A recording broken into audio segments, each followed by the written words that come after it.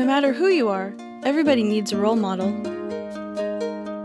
As a Native American woman, I admire activist Winona LaDuke, filmmaker Valerie Redhorse, attorney Donnell Smith, and police officer Darla Black.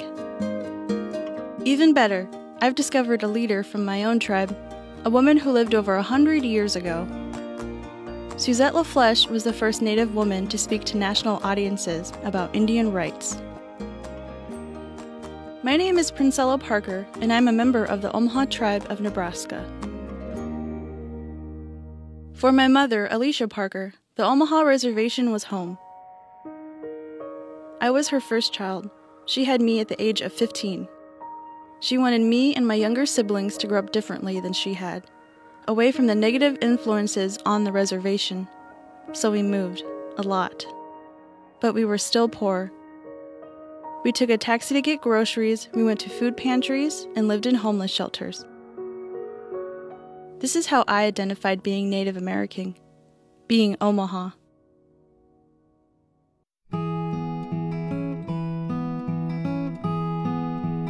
I discovered Suzette LaFlèche while working as associate producer on a PBS documentary about the Ponca chief Standing Bear. Suzette went on a human rights crusade with Standing Bear to raise awareness in America about basic Indian rights.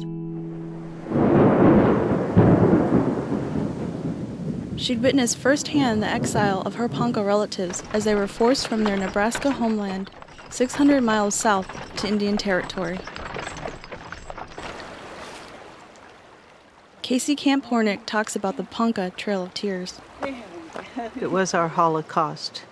It was our march to the concentration camps that the United States government had created, and we knew it.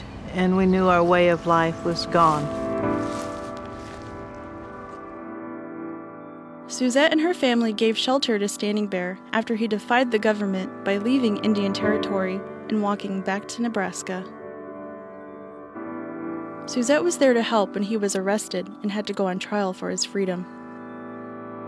Standing Bear won the right to be recognized as a person in the eyes of the law. This was Suzette's first taste of Indian justice.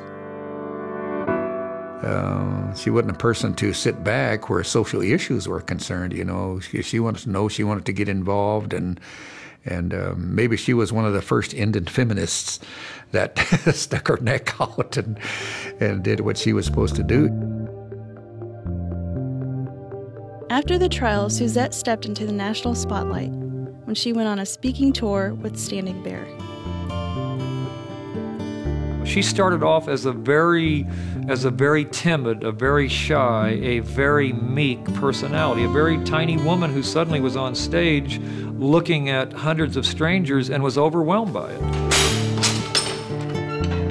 The more she did it, the more confident she got, the better she got. And by the time they hit the East Coast, before long, she was very comfortable, and she became very passionate about the cause. At the age of 25, the same age I am now, Suzette became nationally known as an advocate for Indian rights. Just like a modern-day Facebook, Suzette's autograph book filled up with signatures and messages from famous Americans she met on tour. They called her Bright Eyes, from her Omaha name. Learning about Suzette's life has inspired me. When I drive through the reservation where my mother grew up, I feel a need to help. I want to bring awareness and pride to the Omaha people. My dream is for Native children to be able to see positive reflections of themselves in media.